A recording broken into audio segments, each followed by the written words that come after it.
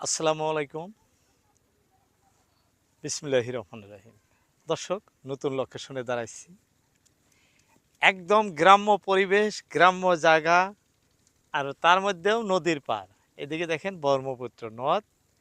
এই ব্রহ্মপুত্র নদীর পাশেই আসছি আজকে দৃশ্য ধারণ করতে। দর্শক দেখতেছেন, এই অঞ্চলটা হলো হাওর অঞ্চল বললে ভুল হব না।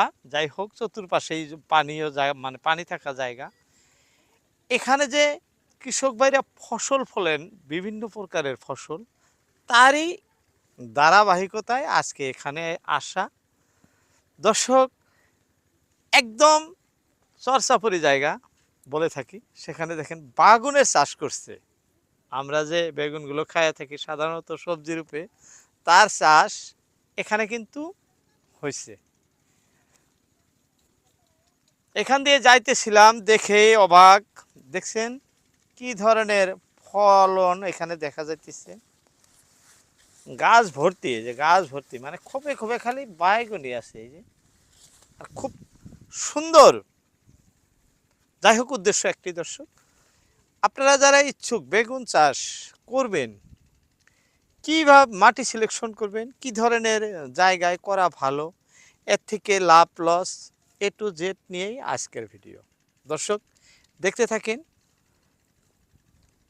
বর্তমান আধুনিক যুগ, খুব উন্নত, চাষিদের জন্য খুব উন্নত জাতের চাষাবাদ শুরু হয়েছে। এগুলা কিন্তু আপনি বসে দেখাইতেছি হাইব্রিড জাতীয় বেগুন।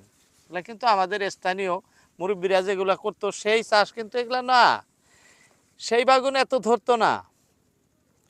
এই বীজগুলো হাইব্রিড জাতীয়। এই বীজ রোপণ করার জন্য যে মাটিটি সংগ্রহ নিবেন, প্রথমে সমতল মাটি নেবেন, যাতে কোনো ডোবাডাবি পানি, মানে জলসিঞ্চনের ব্যবস্থা থাকলে সেখানে জলসিঞ্চন করে, যাতে কোনো পানি মাটিতে জমে মানে বেঁধে না যায়, যাতে মরে না যায়। অল্প ঢালু টাইপের মাটি হলে আরও ভালো। এদের সারের পরিমাণ খুব কম লাগে। ভালো বীজ প্রথমে চারা রোপণ করে যদি গাড়েন, যখন চারা লাগাবেন কিছুদিন, 1 মাস, 1 মাসের থেকে 1 মাস 10 দিন, এর ভিতরে আপনি বাগুন, মানে এই বেগুনগুলো বিক্রির উপযোগী হয়ে আসে। বর্তমান মানে রাসায়নিক সার ছাড়া আপনার কিন্তু এই ধরনের উন্নত চাষ করা সম্ভব নয়।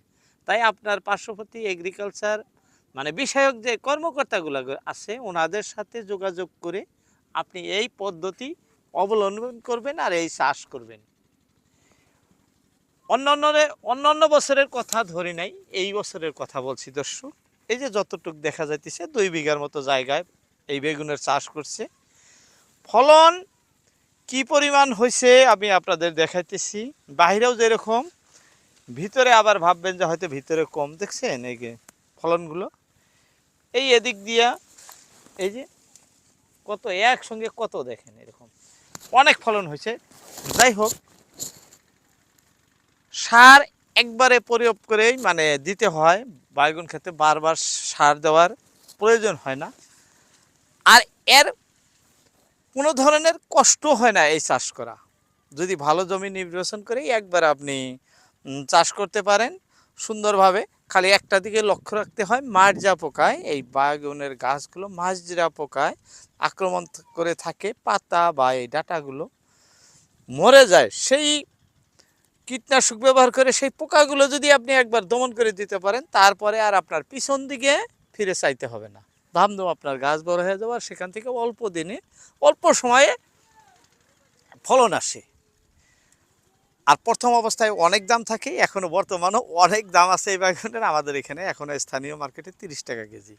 আপনারা আমরা যে কিনে খাই সেখান থেকে আমাদেরও অনুভূতি আছে, আমরা জানি। তবে এই ভাইজান যে করছেন ভিন্ন টাইপের, দেখছেন অনেক জায়গা জুড়ে, এর ভিতরে কিন্তু শুধু বাইগুন না, আরও এখানে হয়তো ধনিয়া, গাজর, মানে বিভিন্ন চাষ ছিল। এক এক করে উঠাইতে উঠাইতে এখন শুধু মানে বেগুনই আছে। তাই যারা ইচ্ছুক এই চাষ করতে পারেন। এই চাষ খুব লাভজনক। এই যে আমি একটা বস্তু দেখাইতেছি, দেখেন এই যে একটা নিচে ছোট গাছ, দেখছেন ছোট গাছটার অবস্থা দেখছেন কি করছে এটা। মাথা নষ্ট হয়ে গেল দর্শক। এই ধরনের যদি ধরে, বলেন তো পয়সা আসতে কত লাখ। সামান্য একটা ছোট্ট গাছ, তাতে 1 কেজির বেশি আছে। তো এই ধরনের ধরলে বেশি প্রয়োজন হয় না ফসলের, অল্পতে অনেক হয়ে যায়। দর্শক, আমাদের গ্রামের যে বলছিলাম ভিডিওর প্রথমে, গ্রামের সব ভাইরাই বর্তমান কৃষিতে খুব আগবাড়া, খুব উন্নত। খুব ভালো লাগছে এই জায়গায় এসে, এই লোকেশনের দৃশ্য দেখে। আপনাদের কেমন লাগলো অবশ্যই আপনাদের মতামত জানাবেন দর্শক। সবসময়ই আমি আপনাদের সামনে এরকম টাইপের ধরেন এগ্রিকালচার বিষয় নিয়ে কোনো না কোনো টপিক নিয়ে আসি। যাই হোক, আগামী টপিক আপনাদের দেখার আমন্ত্রণ জানিয়ে ইতি টানছি। আসসালামু আলাইকুম।